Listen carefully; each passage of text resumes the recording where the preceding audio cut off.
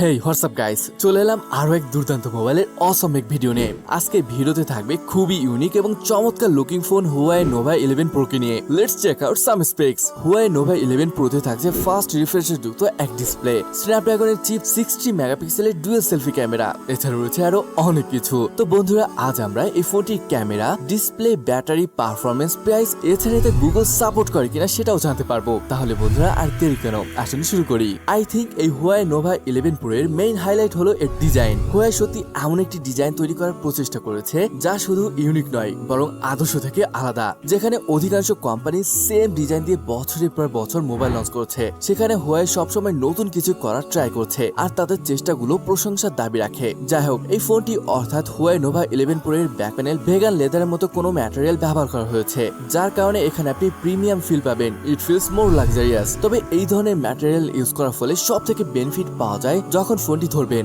আর যদি জুম করি, এখানে এক ধরনের ডিজাইন দেখতে পাচ্ছেন, রাইট? এটা মূলত এখানে যে Huawei এর উপর দেখতে পাচ্ছেন নোভা লেখা, ঠিক সেম জিনিস পুরো ব্যাক সাইডে দেওয়া হয়েছে। এই ফোনটিতে দুইটা কালারের অপশন রয়েছে, গ্রিন এবং ব্ল্যাক। আসুন আরেকটা পয়েন্টে মুভ করা যাক। এই ফোনটি খুবই স্লিম, এটাকে মোটামুটি 7.9 মিলিমিটার থিকনেস করা হয়েছে। যাই হোক, আসুন দেখি ফ্রন্টে কি আছে। ফ্রন্টে আসলে এখানে পেয়ে যাবেন 6.78 ইঞ্চি 120 হার্জের HD10 OLED display. By the way, ডিসপ্লেটি কিন্তু স্লাইটলি কার্ভড, যেটা দেখতে বেশ ভালো লাগছে। এছাড়া আপনি বেশ বড়সড় এক পিল সাইজের 5 কাটআউট পাবেন, যেখানে থাকবে দুইটি সেলফি ক্যামেরা। এছাড়া ডিসপ্লেটি প্রোটেকশন হিসেবে এখানে পেয়ে যাবেন Huawei trademark Kunlun glass protection. আর এই গ্লাস কেমন শক্তিশালী তা আমরা Mate 50 Pro-তে দেখেছি। এই ফোনটি খুবই স্লিম হওয়ার পিছনে আরো একটা কারণ আছে, আর সেটা হলো এর ব্যাটারি। কারণ এখানে ইউজ করা হয়েছে 4500 mAh এর এক ব্যাটারি। তবে একটা মজার ব্যাপার হলো, ব্যাটারি ছোট হওয়া সত্ত্বেও এখানে আপনি পেয়ে যাচ্ছেন 100 ওয়াটের এক বিশাল চার্জার। আর এই চার্জার দিয়ে 0 থেকে 50% হতে সময় নেবে মাত্র 15 মিনিট, যেটা সত্যি বেশ ফাস্ট। আসুন গাইস, এখন কথা বলি ফোনটির সব থেকে মজাদার পার্ট এর ক্যামেরাকে নিয়ে। কি মনে হচ্ছে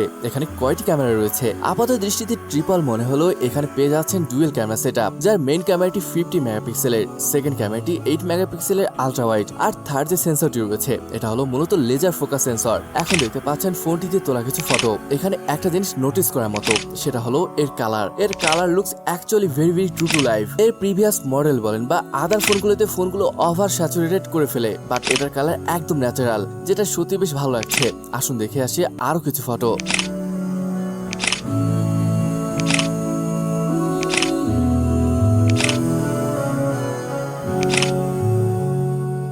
ফ্রন্ট ক্যামেরাটিও বেশ ইন্টারেস্টিং, কারণ এখানে পেয়ে যাচ্ছেন ডুয়াল সেলফি ক্যামেরা সেটআপ, যেখানে থাকছে 60 মেগাপিক্সেলের আলট্রা ওয়াইড এবং 8 মেগাপিক্সেলের টেলিফটো। এই টেলিফটো সেন্সরটি অ্যাকচুয়ালি 2x জুম সাপোর্ট করে, যেটা বেশ কাজের। ভিডিওগ্রাফি নিয়ে বললে ফ্রন্ট ক্যামেরা দিয়ে সর্বোচ্চ 4K 30 fps এবং রিয়ার ক্যামেরা দিয়ে 4K দিয়ে ভিডিও শুট করতে পারবেন। আসুন এখন ফোনটির পারফরমেন্স এবং গুগল নিয়ে কথা বলা যাক। এখানে পেয়ে যাচ্ছেন স্ন্যাপড্রাগন 778G চিপ, যেটা অবশ্যই 4G সাপোর্ট করে। আর কেন করে সেটা আপনারা জানেন। এছাড়া এখানে থাকছে 8GB র্যাম এবং 256GB স্টোরেজ।